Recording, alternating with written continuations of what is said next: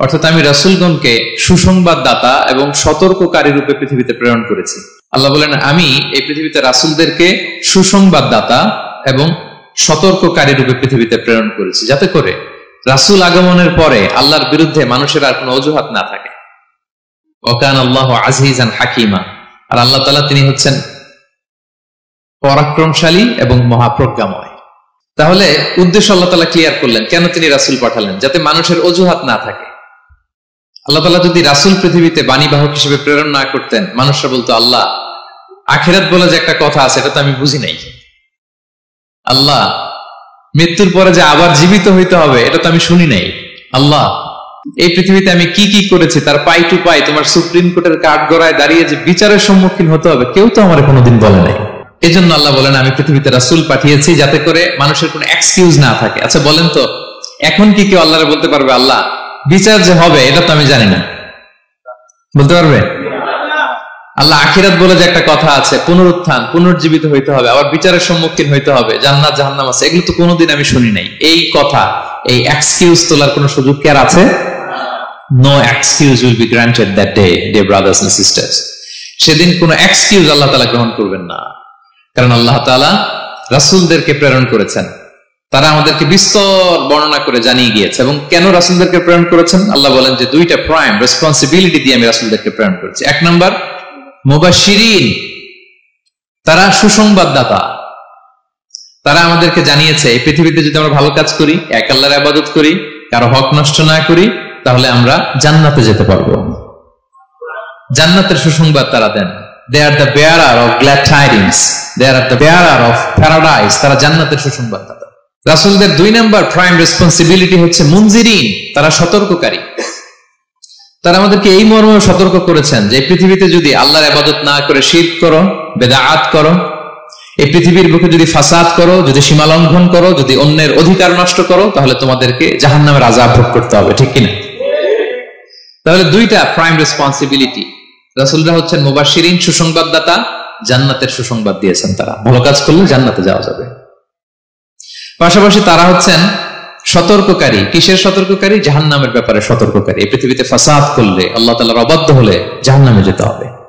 এবং রাসূল পাঠানোর মধ্য দিয়ে আল্লাহ তাআলা এক্সকিউজ দেওয়ার সুযোগ বন্ধ করে দিয়েছেন। কোনো এক্সকিউজ আর দেয়া চলবে না। তাহলে পৃথিবীতে কেন আল্লাহ তাআলা রাসূল পাঠালেন, এই পয়েন্টটা কি সবার কাছে ক্লিয়ার? আচ্ছা, ক্লিয়ার। আমরা সামনের দিকে এগোই। এরপর আল্লাহ তাআলা বলেছেন এই পৃথিবীতে যত জাতি গোষ্ঠী আছে সব জাতির কাছে আমি রাসূল পাঠিয়েছি।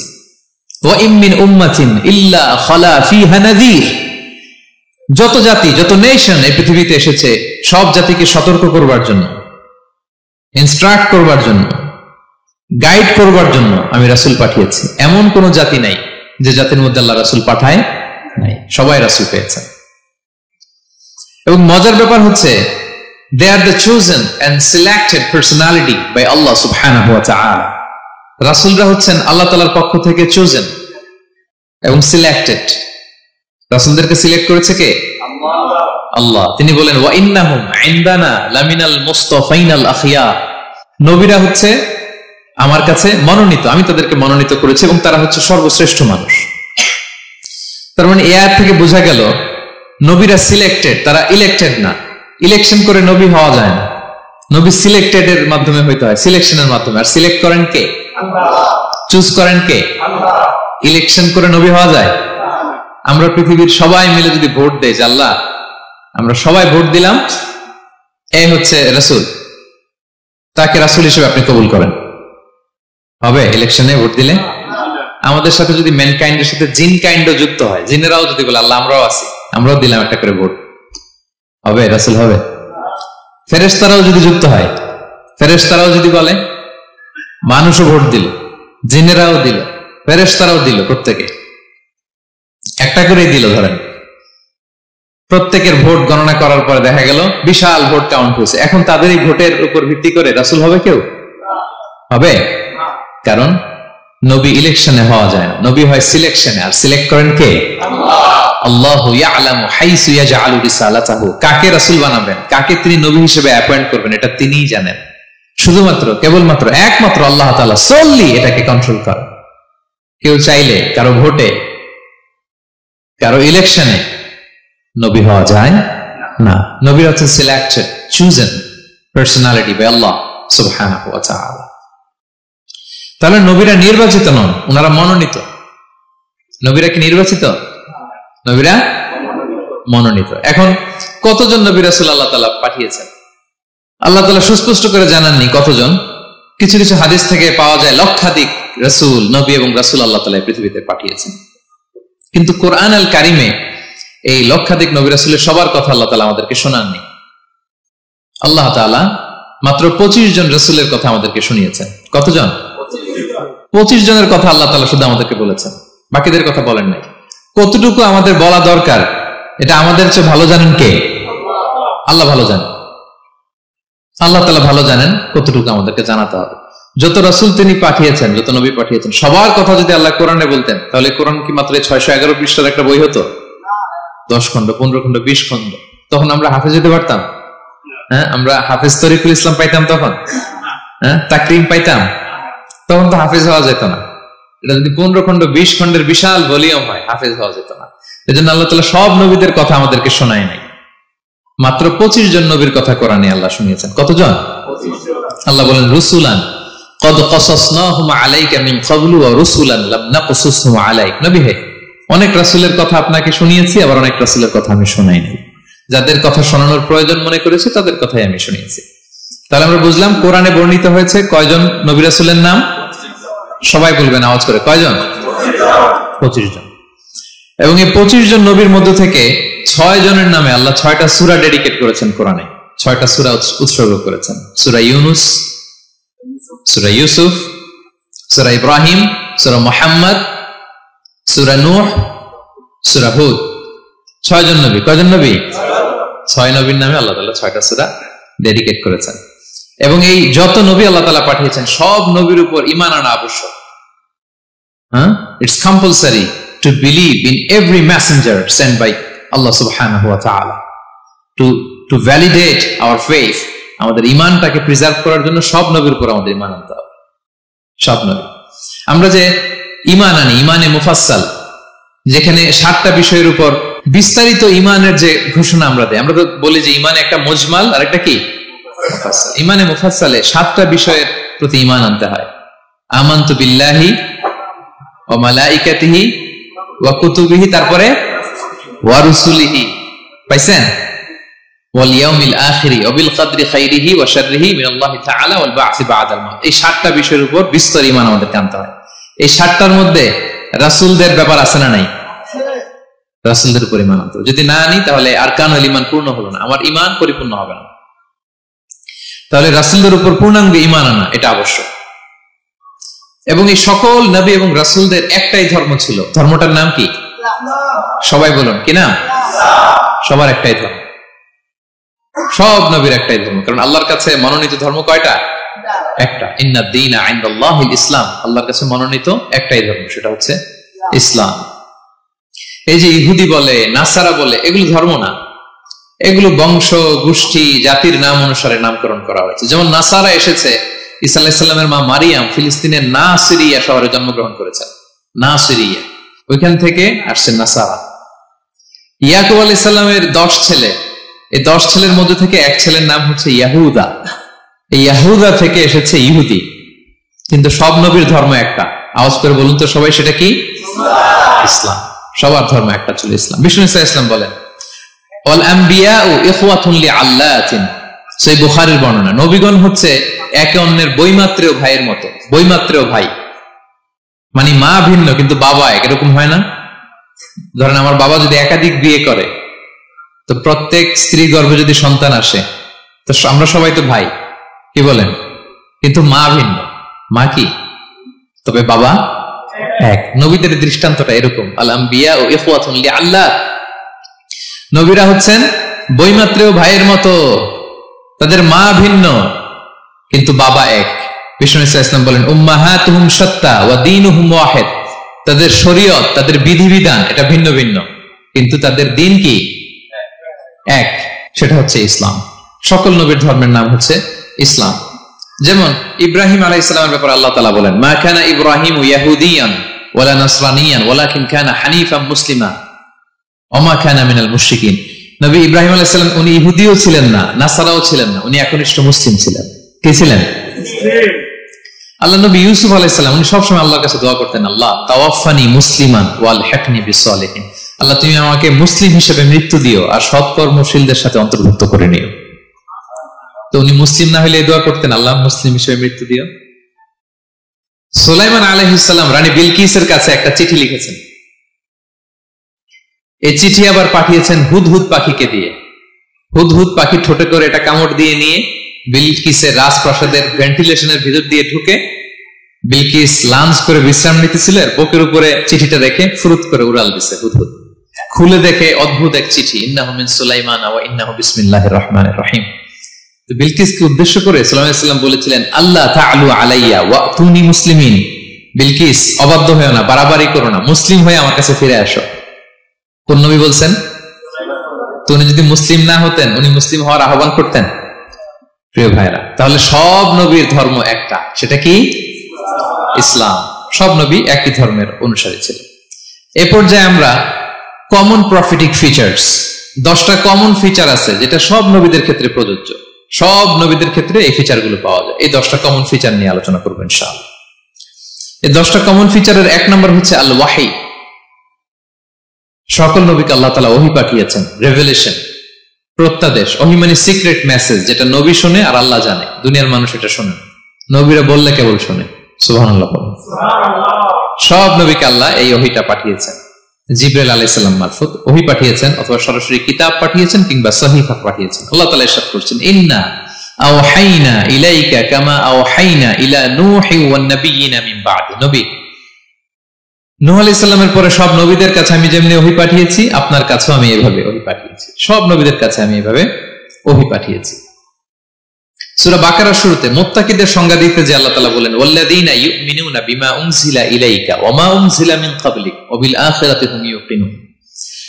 মানে নবী হে, মুত্তাকি তো তারা যারা আপনার উপর যে কিতাব নাজিল হয়েছে এটার উপরও ঈমান আনে, ওয়া মা উনজিলা মিন ক্বাবলিক, এর আগে যত কিতাব নাজিল হয়েছে তার উপরও ঈমান আনে। আমরা যদি শুধু কোরআনের উপর ঈমান আনি হবে? তার আগে যত কিতাব, আসমানি কিতাব নাজিল হয়েছে এগুলোর উপরও ঈমান আনার দরকার আছে না নাই? বলেন বলেন। তাওরাতের উপর ঈমান আনতে হবে, জাবুর, ইনজিল, সুহুফে ইব্রাহিম ও মূসা সবগুলোর উপর ঈমান আনতে হবে। তো এই ওহীগুলো আল্লাহ তাআলা নাজিল করেছেন। তাহলে 1 নাম্বার কমন ফিচার হচ্ছে আল্লাহ তাআলা ওহী পাঠিয়েছেন, সব নবীকে ওহী দিয়েছেন। 2 নাম্বার ফিচার হচ্ছে same language of the people. নবীকে আল্লাহ তাআলা যেই জাতিগোষ্ঠীর কাছে পাঠিয়েছেন তিনি ওই জাতির ভাষাতেই কথা বলেছেন। ধরেন মালয় এলাকাতে যদি আল্লাহ নবী পাঠান আর ওই নবী যদি আরবিতে কথা বলে, তা আমাদের মালয়েশিয়ান ভাইরা বুঝবে? আচ্ছা, আরব দেশে যদি আল্লাহ একজন নবী পাঠান, ওই নবী ধরেন যে ম্যান্ডারিনে কথা বলে, চাইনিজ ভাষায়, আরবরা বুঝবে? চায়নাতে ধরেন আল্লাহ তাআলা এক নবী পাঠালো, সে ওখানে যে হিন্দি ভাষায় কথা বলে, চাইনিজ লোকেরা বুঝবে না। তাহলে যেই জাতির কাছে আল্লাহ পাঠাইছেন ওই জাতির ভাষা দিয়ে আল্লাহ নবীকে পাঠাইছেন। সুবহানাল্লাহ। আল্লাহ তাআলা ইরশাদ করেন, ওয়ামা আরসালনা মির রাসূলিন ইল্লা বিলিসানি কওমিহি লিউবাইয়িনা লাহুম। আল্লাহ তাআলা যত রাসূল পৃথিবীতে প্রেরণ করেছেন, বিলিসানি কওমি, যে জাতির কাছে প্রেরণ করেছেন ওই জাতির ভাষায় প্রেরণ করেছেন, যাতে করে নবীর কথা এরা বুঝে। নবীরা এসেছেন বাণী বাহক হয়ে, এখন এই বাণী যদি বুঝতে না পারে তাহলে কাজ হবে? এজন্য প্রত্যেক নবীকে আল্লাহ তাআলা যে জাতির কাছে পাঠিয়েছেন ওই জাতির ভাষায় পাঠিয়েছেন। 3 নাম্বার হচ্ছে সকল নবীকে আল্লাহ তাআলা very good standard of character দিয়েছেন। চারিত্রিক দৃষ্টিকোণ থেকে অতুলনীয় ছিল এক একজন নবী। পা থেকে মাথা পর্যন্ত কালো দাগ ফেলার মতো কিছু ছিল না। আল্লাহু আকবার। মাসুম ছিলেন। আহলুস সুন্নাহ ওয়াল জামাআর আকীদা হচ্ছে প্রত্যেক নবী ছিলেন মাসুম, কোনো গুনাহ করেন নাই, নিষ্পাপ প্রতিটা নবী। সর্বোত্তম চরিত্র দিয়ে আল্লাহ তাআলা, অনুপম চরিত্র দিয়ে আল্লাহ তাআলা তাদেরকে পাঠিয়েছেন। আল্লাহ তাআলা বলেন, ওয়া ইন্নাকা লাআলা খুলুকিন আযীম, and verily you are on a very good standard of character. নবী হে, আপনি চমৎকার একটা ক্যারেক্টারের উপর প্রতিষ্ঠিত। আপনার আচরণের মতো, ক্যারেক্টারের মতো আচরণ অতুলনীয়, পৃথিবীতে দ্বিতীয়টা খুঁজে পাওয়া যায় না, ঠিক কিনা? কারণ নবীরা যদি মডেল হন, তাদের আচরণ যদি ভালো না হয়, তাহলে মানুষ কি তাদেরকে গ্রহণ করবে? মানুষ তো তাদের কাছ থেকে শিখবে, জানবে। তো জন্য তাদের আচরণ চমৎকার হওয়ার দরকার আছে না নাই? চমৎকার আচরণ, চমৎকার চারিত্রিক মাধুর্য দিয়ে আল্লাহ তাআলা পৃথিবীতে এক একজন নবীকে প্রেরণ করেছেন। সব নবীরা ভেরি গুড স্ট্যান্ডার্ড অফ ক্যারেক্টারের অধিকারী ছিল। 4 নম্বর হচ্ছে প্রত্যেক নবীকে আল্লাহ তাআলা মিরাকেল দিয়েছেন, মানে মুজিজা, as a proof of their prophethood. তাদের নবুয়তির প্রমাণ হিসেবে আল্লাহ তাআলা তাদেরকে মিরাকেল দিয়েছেন, মুজিজা। যেমন সালেহ আলাইহিস সালামকে আল্লাহ তাআলা মুজিজা দিয়েছিলেন। তার জাতির কাছে যখন তিনি দাওয়াত দিলেন, তারা বলল, সালেহ তুমি যে নবী এটা আমরা বুঝবো কি করে? এক শর্তে আমরা তোমার উপর ঈমান আনতে পারি। সালেহ আলাইহিস সালাম বললেন, কি শর্ত? বলতেছে, এই যে পাহাড় দেখো, এই পাহাড়ের ভেতর থেকে যদি একটা উট বের করো, 10 মাসের গর্ভবতী একটা উটটা বেরোবে, বেরোয় বাচ্চা দিবে, সাথে সাথে আমরা উটের দুধ দহন করে খাবো, এরপর আমরা ঈমান আনবো।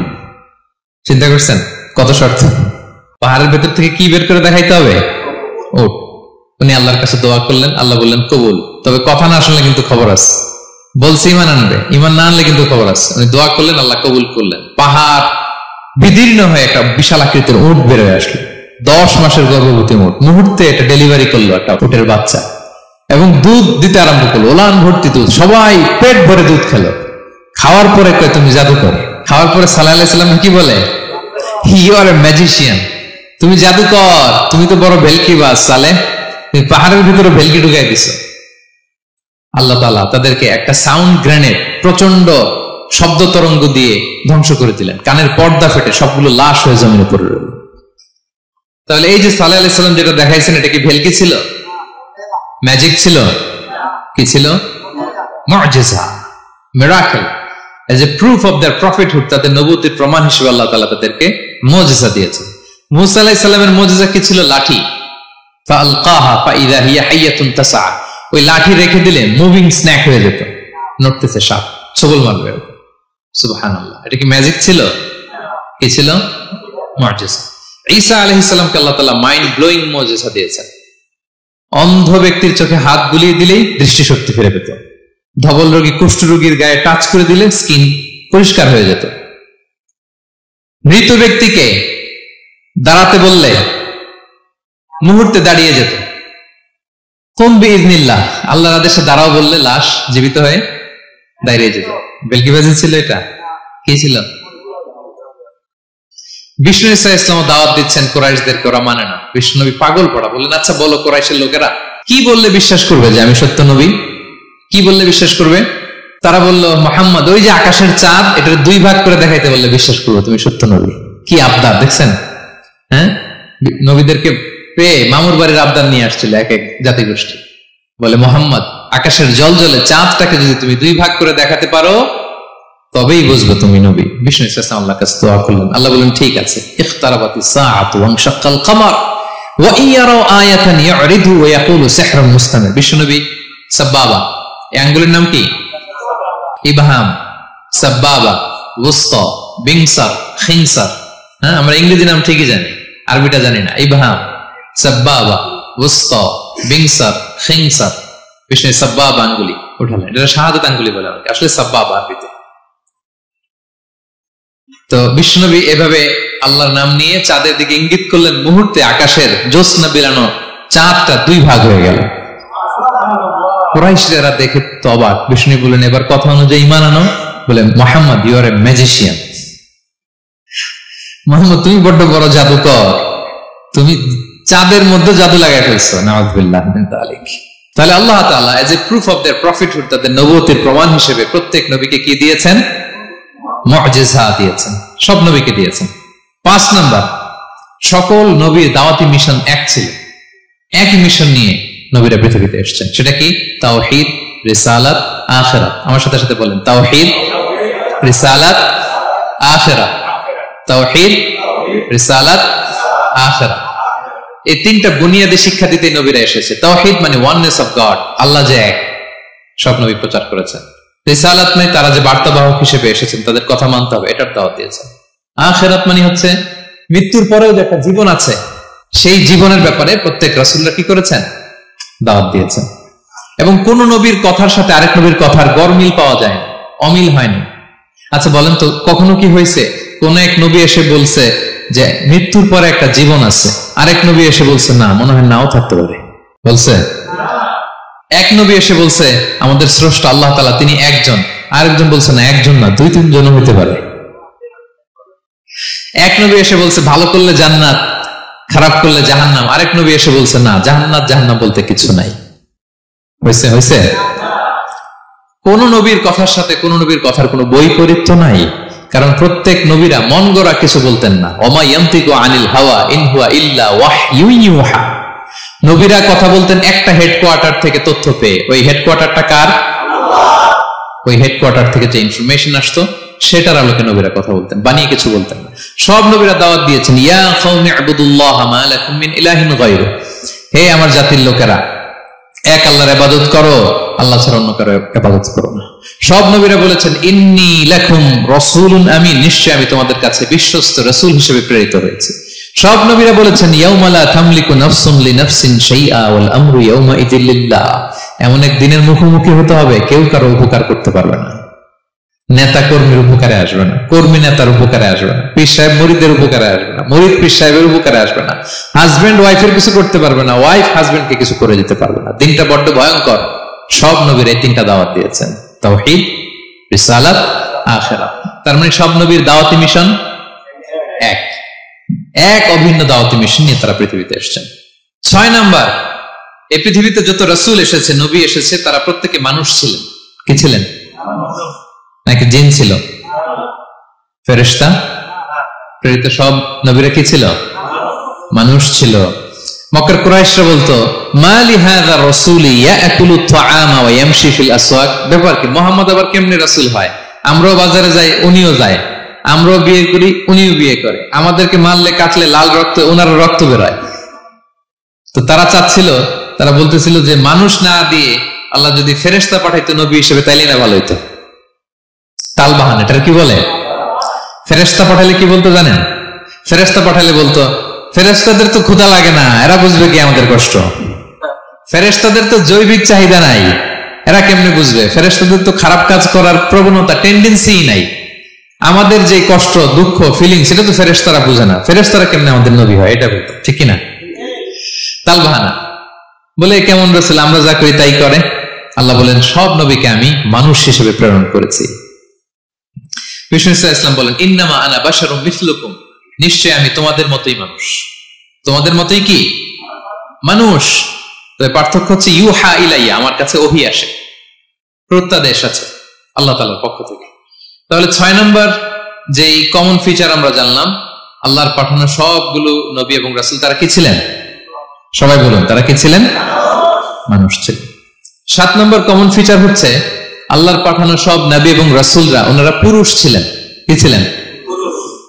কোন নবী কি নারী ছিল বলেন তো? হ্যাঁ, নারী নবী আছে? নাই। নবী হওয়ার জন্য ম্যাসকুলিনিটি শর্ত, পুরুষ হওয়া শর্ত।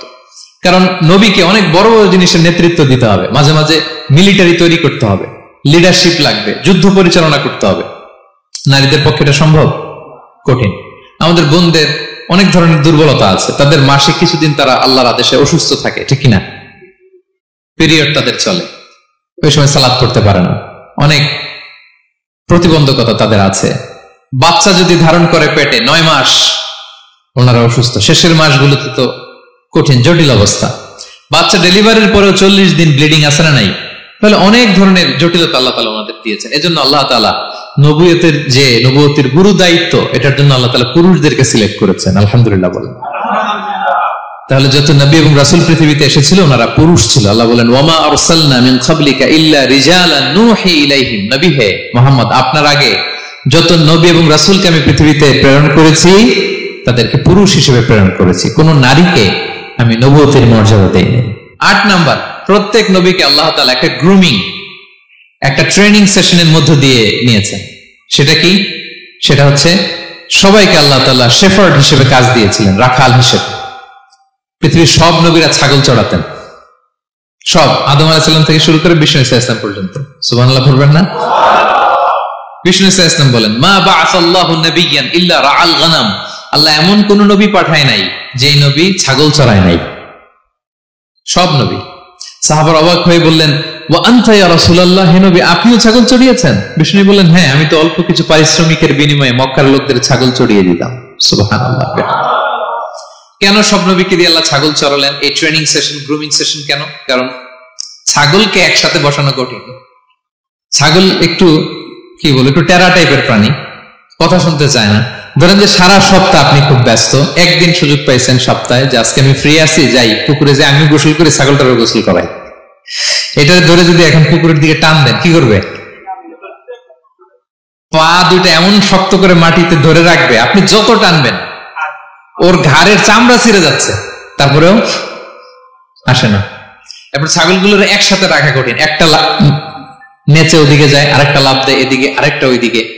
এদেরকে যদি কেউ একত্রিত করতে পারে তাহলে এই জাতিকে, মানব জাতিকে একত্রিত করা তার জন্য একেবারে সহজ, পানি ভাত, ঠিক কিনা? এজন্য আল্লাহ এই মানব গোষ্ঠীর উপর লিডারশিপ কায়েমের আগে ছাগল চড়িয়েছেন। এবং যারা মরুভূমিতে ছাগল চড়ায়, যে শেফার্ড গুলো, যেই রাখাল গুলো, তাদের অনেক শক্তিশালী হইতে হয়।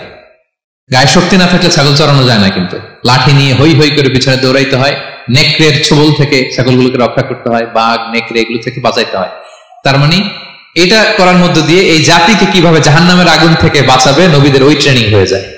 সুবহানাল্লাহ। ছাগল এদিক ওদিক দৌড়াতে থাকে, এদেরকে যেমনি একত্রিত করতে হবে, নবীদের কাজ হচ্ছে মানব গোষ্ঠীকে ইউনাইটেড করা, একত্রিত করা। এজন্য আল্লাহ তাআলা মা বাআসাল্লাহু নাবিয়্যান ইল্লা রাআল গানাম, এই পৃথিবীতে এমন কোন নবী পাঠান নাই যে এই নবীকে দিয়ে আল্লাহ তাআলা ছাগল চড়ান নাই।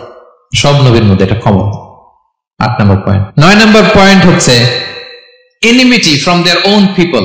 যত নবী দাওয়াত নিয়ে আসছে তারা চ্যালেঞ্জের মুখোমুখি হয়েছেন, শত্রুতার মুখোমুখি হয়েছেন। কেউ ওনাদের জন্য রেড কার্পেট রিসেপশন দেয় নাই। নবীদের পথ ছিল বড় পিচ্ছিল, এটা কুসুমাস্তীর্ণ ছিল না, কণ্টকাকীর্ণ। কেউই সহজে মেনে নেয় নাই। দাওয়াত দিছে তো রিজেক্ট, সবাই প্রত্যাখ্যান করেছে, সবাই প্রত্যাখ্যান করেছে। এটা কমন ছিল, প্রত্যেক নবীকে এটা মুখোমুখি হতে হয়েছে। Mockery, vulgarism, operation, mental torture, physical torture and what not, সব ধরনের। ইভেন অনেক নবীকে হত্যা করা হয়েছে দিনের দাওয়াতের কারণে।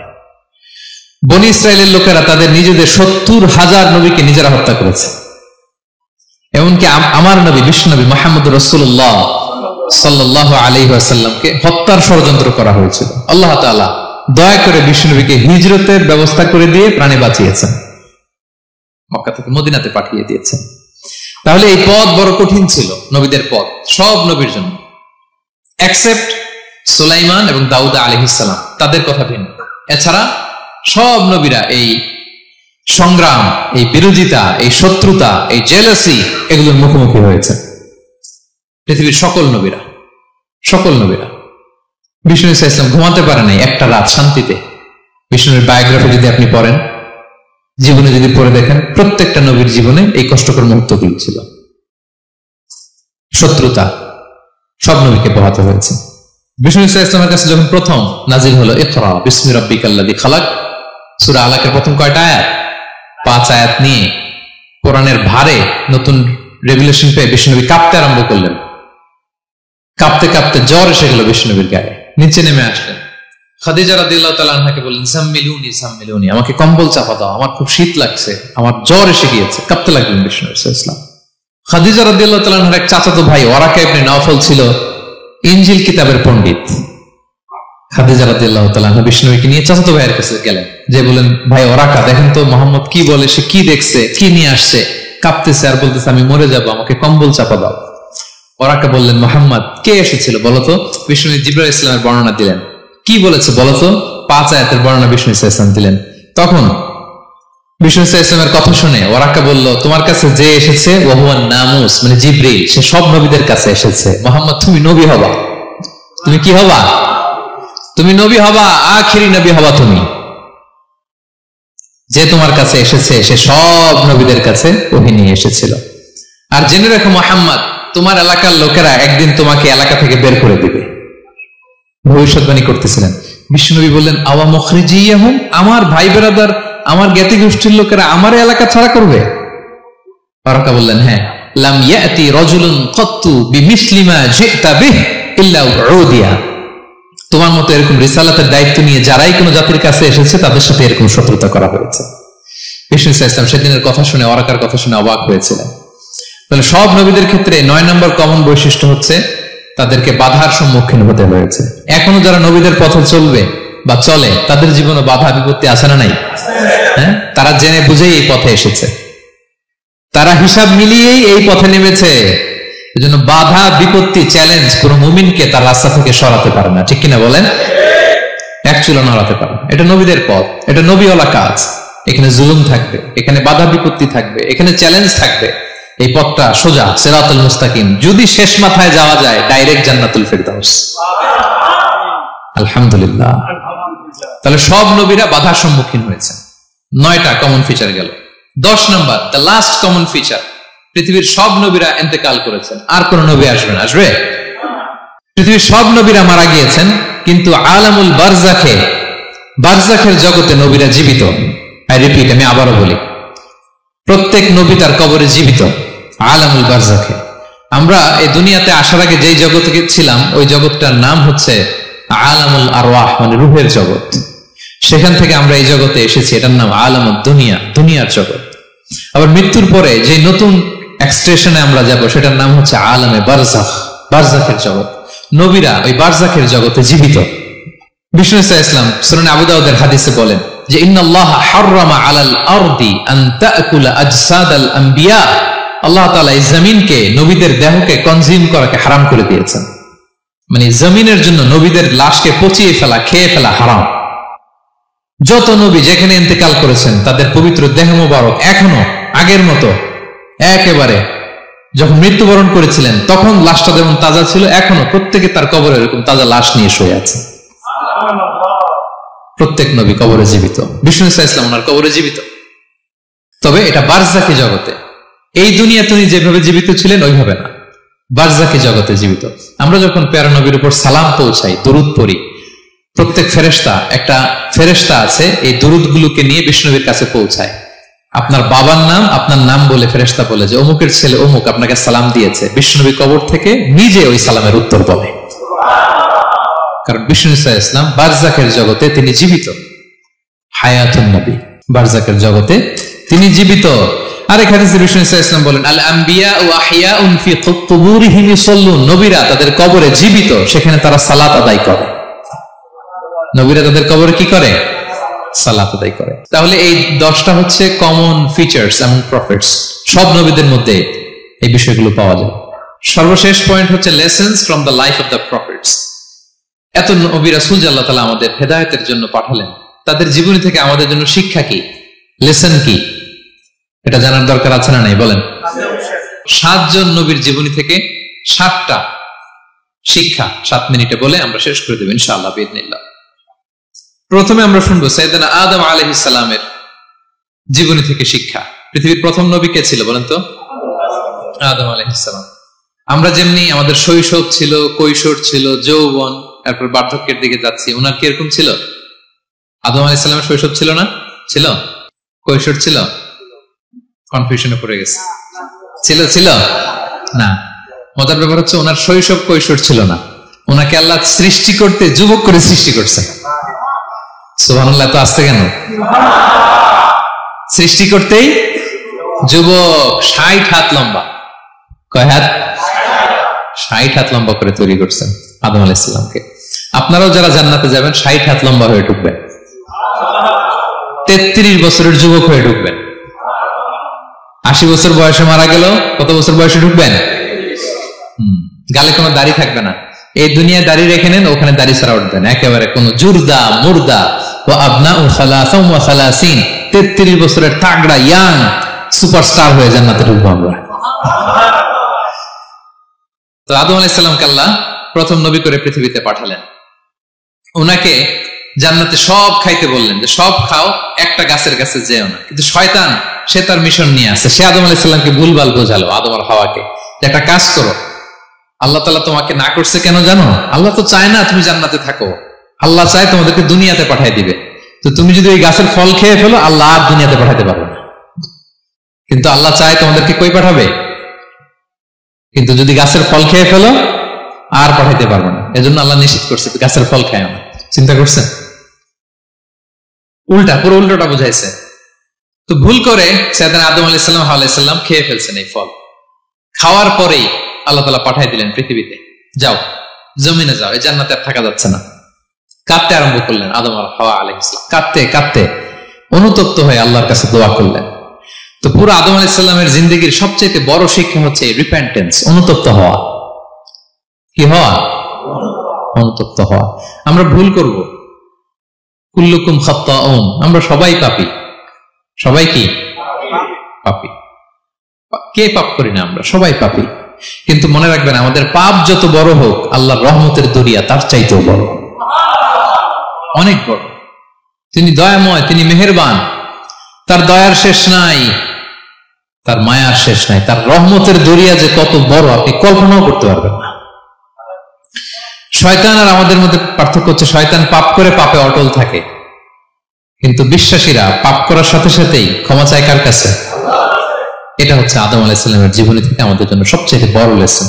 সাইয়েদনা আদম আলাইহিস সালাম উনি ভুল করে যখন বুঝতে পারলেন, অনুতপ্ত হলেন, চোখের পানি ছাড়লেন। 2 ফোঁটা পানি আল্লাহর কাছে সবচাইতে প্রিয়। এক হচ্ছে জেহাদের ময়দানে মুজাহিদের গা বেয়ে ঝরে পড়া রক্তের ফোঁটা, 2 হচ্ছে অনুতপ্ত বান্দার চোখের পানির ফোঁটা। অনুতপ্ত বান্দা নিজের ভুল স্বীকার করে মাথাটা নিচু করে চোখের পানি ছেড়ে দিয়ে যখন আল্লাহর কাছে কাঁদে, তার চোখের পানি চোখ বেয়ে নাকের ডগা বেয়ে জমিনে ড্রপ করার আগেই আল্লাহ তার সব গুনাহ মাফ করে দেয়।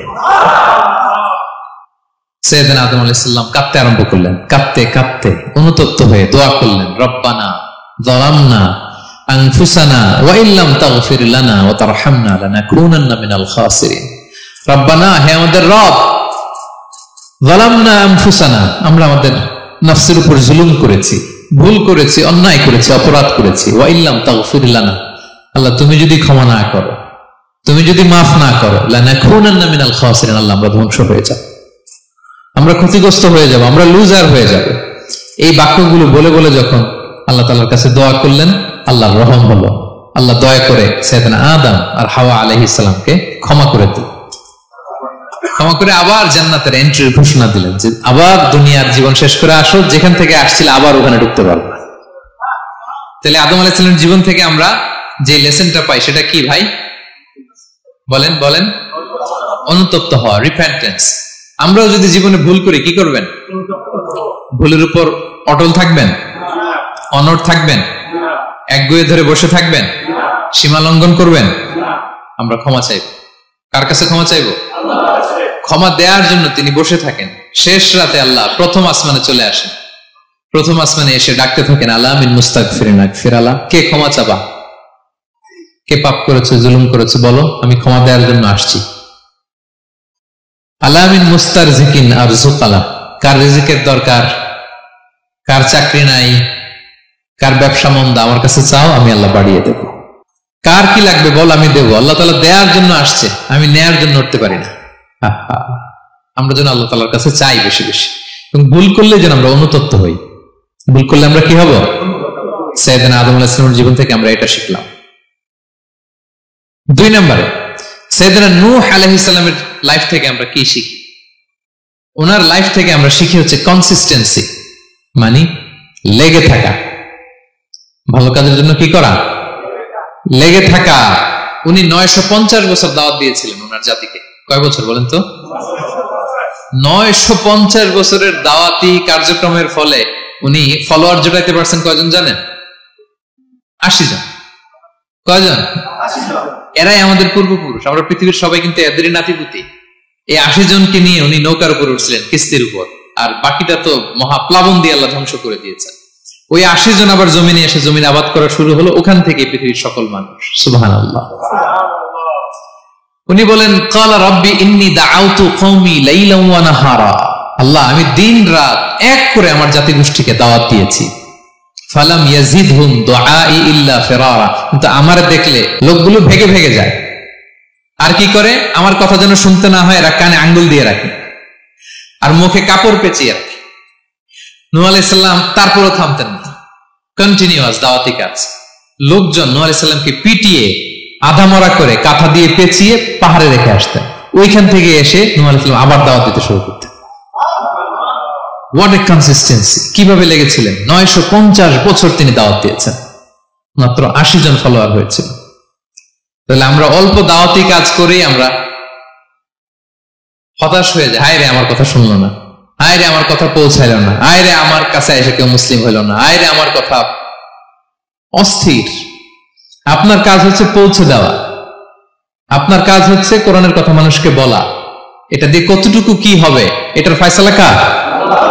তাহলে নূহ আলাইহিস সালামের জীবনী থেকে আমাদের শিক্ষা হচ্ছে কনসিস্টেন্সি। 950 বছর উনি লাগাতার দাওয়াত দিয়েছেন, থামে নাই, হতাশ হয় নাই, হাল ছাড়া নাই। নবীরা কখনো হাল ছাড়ে না। সুবহানাল্লাহ পড়ে। 3 নাম্বার, ইব্রাহিম আলাইহিস সালামের জীবনী থেকে আমাদের জন্য শিক্ষা হচ্ছে ওবিডিয়েন্স, আনুগত্য। কি করে আল্লাহ তাআলার কাছে আনুগত্য করতে হয়। আল্লাহু আকবার। আমি মনে হয় 1 ঘন্টার উপরে আলোচনা করেছি আমার প্রফেট সিরিজ ইব্রাহিম আলাইহিস সালামের জীবনী নিয়ে। ওনার পুরো জীবনটা, আল্লাহ কোনো কিছু বলতে দেরি, আল্লাহর আদেশের সামনে মাথা পেতে দিতে ইব্রাহিম আলাইহিস সালামের দেরি হয়নি। আল্লাহ বলছেন আসলিম, ওয়াইদ ক্বালা রাব্বুহু আসলিম ক্বালা আসলামতু লিরাব্বিল আলামিন। হে ইব্রাহিম সারেন্ডার, সারেন্ডার। সুবহানাল্লাহ। ইব্রাহিম আনুগত্য করো, আল্লাহ আনুগত্য করছে। ওনার সন্তান হয় না 86 বছর বয়সে একটা সন্তান দিলেন আল্লাহ তাআলা। আমাদের এখানে কার বয়স কত? সর্বোচ্চ বয়স কত আছি আমরা? এদিকে 60 বছরের উপর তো কেউ নাই, ঠিক কিনা? 86 বছর বয়সে আল্লাহ সন্তান দিয়েছেন ইসমাঈল আলাইহিস সালাম। কত বছর বয়সে? সন্তানটা আদরের নাকি? হ্যাঁ, আদরের না? শেষ কালে একটা সন্তান পেলেন 86 বছর বয়সে। ইব্রাহিম আর হাজেরার ঘরকে উজাড় করে ফুটফুটে এক সন্তান ইসমাঈল আলাইহিস সালাম আসলেন। ভালোবাসা, আদর যেন ঠিকরে পড়ে, এত গদগদ ভালোবাসা। এবার বললেন যাও হাজেরা আর দুধের সন্তান ইসমাইলকে মরুভূমিতে ফেলে দিয়ে আস।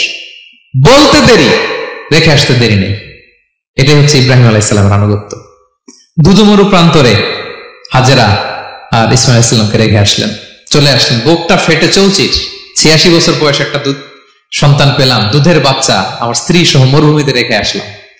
রেখে আবার থাকাও যাবে না, যাও তুমি ফিলিস্তিনে, এরা থাকবে মক্কায়, মরুভূমির মাঝখানে। পরে আল্লাহ জুরহুম কওমের মাধ্যমে এদেরকে পানি, জামজাম অনেক কিছু দিলেন। লম্বা ঘটনার দিকে যাচ্ছে। এরপর হৃদয় যখন ফেটে চৌচির হয়ে যায়, তখন আল্লাহ তাআলা বলেন ঠিক আছে যাও, যা একটু ছেলেরা দেখে আসো। এবার যে দেখে ছেলেরা আরো মায়া লাগে, কারণ একটু বড় হয়েছে তো, এবার দৌড়াইতে পারে, হাঁটতে পারে। সুবহানাল্লাহ বলেন। এবার যখন দৌড়াইতে পারে, হাঁটতে পারে, আব্বু আব্বু বলে ডাকতে পারে, মায়াটা যখন একটু গাঢ় হয়েছে, আল্লাহ বলে এবার ছেলেরা জবাই কর। দেখছেন কি পরীক্ষা? 86 বছর বয়সে সন্তান পেল, রেখে আসলো মরুভূমিতে, একটু বড় হইল, দেখা করতে গেল, এবার বলে জবাই করো। জবাই করো বলতে দেরি, ছুরি চালাতে দেরি হয়নি। কুরবানির ইতিহাস লম্বা, ইতিহাস দিকে যাব। এরপরে আল্লাহ কবুল করলেন। এরপরে বললেন বাপ বেটা মিলে মরুভূমির মধ্যে ঘেমে ঘেমে একটা ঘর বানা। এরপরে ঘোষণা দাও মানুষকে, যেটা আমার ঘর। বাপ বেটা মিলে কষ্ট করে একটা ঘর বানালেন। এবার বললেন আজান দাও, ঘোষণা দাও, সবাই যেন এখানে আসে। আল্লাহ কারে ঘোষণা দিব? কেউ তো নাই। বলতেছে তুমি ঘোষণা দাও, এই ঘোষণার শব্দ পৃথিবীর সব মানুষের কর্ণকুহরে আমি আল্লাহ নিজ দায়িত্বে পৌঁছে দেব। আমরা যারা রুহের জগতেও তখনও ছিলাম, যারা লাব্বাইক বলতে পেরেছি, তাদের ঠিকই নসিবে ওই কাবা ঘর জিয়ারতের নসিব হয়ে যাবে। উনি ঘোষণা দিলেন, দেখেন কেউ নাই, ধুধুমরু প্রান্তর। আজকের মক্কাকে কল্পনা করেন তো কি অবস্থা। এই রমজানের লাস্ট 10 ডেজ অফ রমাদান আপনি জায়গা পাবেন? হজের চেয়েও বেশি মানুষ। কিভাবে আল্লাহ কবুল করেছেন, কিভাবে আনুগত্য, সাবমিসিভনেস, নিজেকে আল্লাহর কাছে পুরো সুপর্দ করা, এর নমুনা সাইয়েদনা ইব্রাহিম আলাইহিস সালাম পেশ করেছেন। তাহলে সংক্ষিপ্ত কথা হচ্ছে, আল্লাহ নবী ইব্রাহিম আলাইহিস সালামের জীবনী থেকে আমাদের জন্য শিক্ষা হচ্ছে অবিডিয়েন্স, আনুগত্য। কিভাবে আল্লাহর আদেশের সামনে মাথা পেতে দিতে হয়। পারা যাবে তো? হ্যাঁ, ওই ইব্রাহিম আলাইহিস সালামের রক্ত আমাদের দেহে বহমান। আমরাও নবী ইব্রাহিমের উত্তরসূরি। নবী ইব্রাহিমের আলাইহিস সালামের মতো আমরাও ইসলামের জন্য জীবন বিলিয়ে দেওয়ার দরকার আছে না নাই? বলেন বলেন। শক্ত পদে আমাদেরকে এরকম স্যাক্রিফাইসের মেন্টালিটি অর্জন করতে হবে। অবিডিয়েন্স, আনুগত্য শিক্ষা আমরা নবী ইব্রাহিম আলাইহিস সালামের কাছ থেকে পাই। 4 নম্বর, ইয়াকুব আলাইহিস সালাম, ওনার জীবনী থেকে শিক্ষা হচ্ছে পেশেন্স, ধৈর্য। আমাদের অনেকের ধৈর্য নাই, আমরা অস্থির, অল্পতে ধৈর্য হারাই ফেলি। ধৈর্য এমন একটা গাছ, এই গাছের সারা গায়ে অনেক কাটা, কিন্তু এই গাছের ফল বড্ড মিষ্টি। ধৈর্য এমন একটা গাছ, গাছের সারা গায়ে কি, কিন্তু ফলটা। ইয়াকুব আলাইহিস সালামের কলিজার টুকরা ইউসুফ আলাইহিস সালামকে ভাইয়েরা মেরে আহত করে কুয়ায় ফেলে দিছে। কুয়া থেকে নিয়ে মিশরে বিক্রি করে দিছে। এখন এতিম হয়ে আরেক জায়গায় থাকে, বাবার কলিজা ফেটে যায়, ছিঁড়ে যায়, কিন্তু কাউরে বিচার দেয় না, কাউরে কিছু বলে না। উনি বলে ইন্নামা আশকু বাসি ওয়া হুজনি ইলাল্লাহ, আমার দুঃখ কষ্ট মনের জ্বালার যন্ত্রণা আমি একজনের বলি, তিনি কে? আল্লাহ। ধৈর্য ধারণ করলেন। প্রাপ্তবয়স্ক অবস্থায় ওনার ছেলে বানিয়ামিন, তাকেও হারালেন। আবার বলে আমি কাউরে বিচার দেই না, একজনের বলে, তিনি কে? আল্লাহ। এই দুই ছেলের শোকে কাঁদতে কাঁদতে অন্ধ হয়ে গেল। আল্লাহু আকবার। সেদিন ইয়াকুব আলাইহিস সালাম একবার ধৈর্য হারা হন নাই। তাহলে আল্লাহ নবী ইয়াকুব আলাইহিস সালামের জীবনী থেকে আমাদের জন্য শিক্ষা হচ্ছে পেশেন্স। বিপদে আমরা কি ধরবো? ধৈর্য ধারণ করব। 5 নম্বরে ইউসুফ আলাইহিস সালামের জীবনী থেকে আমাদের শিক্ষা হচ্ছে he is the archetype of good character, উন্নত চরিত্রের মডেল। আমার যুবক ভাইয়েরা, গাইড ফাউন্ডেশন বাংলাদেশের আজকের ইফতার প্রোগ্রামে যুবক যারা এসছো, তোমাদের জন্য শিক্ষা আর্কিটাইপ অফ গুড ক্যারেক্টার, চরিত্র কিভাবে হেফাজত করতে হয় এর মডেল, প্রেরণার বাতিঘর। তাগড়া যুবক, পৃথিবীর সবচাইতে সুন্দর পুরুষ ইউসুফ আলাইহিস সালাম, তাকে দেখে ওই সময়ের আরেক বিশ্ব সুন্দরী জুলাইখা প্রেমে মাতোয়ারা, গোপন কক্ষে নিয়ে প্রেম নিবেদন করেছে, বলেছে ইউসুফ কাক পক্ষে টের পাবে না। আল্লাহ নবী ইউসুফ আলাইহিস সালাম এটাকে প্রত্যাখ্যান করলেন। জোরাজুরি করলো, প্রত্যাখ্যান করলেন। মারধর করা হলো, প্রত্যাখ্যান করলেন। সবশেষে আলটিমেটাম দিল, যদি আমার কথা মতো না চলো জেলখানায় ভরবো। উনি বললেন ক্বালা রাব্বি সিজনু আহাব্বু ইলাইয়া মিম্মা ইয়াদউনানি ইলাই, আল্লাহ এই পাপের কাজের চেয়ে জেলখানায় আমার জন্য ভালো। বিনা অপরাধে বিনা দোষে এক যুগ মিথ্যা অপবাদে কারাবন্দী ছিলেন সাইয়েদনা ইউসুফ আলাইহিস সালাম। তারপরেও চরিত্রের ব্যাপারে এক বিন্দুও কম্প্রোমাইজ করেন।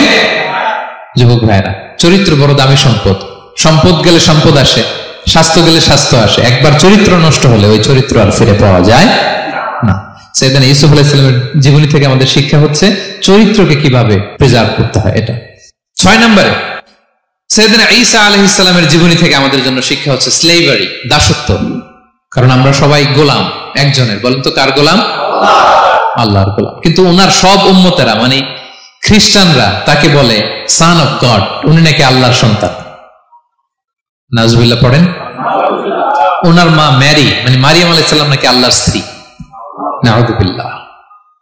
কিন্তু উনি জন্মের পরেই দুধের শিশু মায়ের কোলে বসে একটা ছোট্ট ভাষণ দিয়েছিলেন, বলেছিলেন ইন্নী আব্দুল্লাহ আতানিয়াল কিতাবা ওয়া জাআলানি নাবিয়্যা, আল্লাহ আমাকে আল্লাহর গোলাম বানিয়ে পাঠিয়েছেন।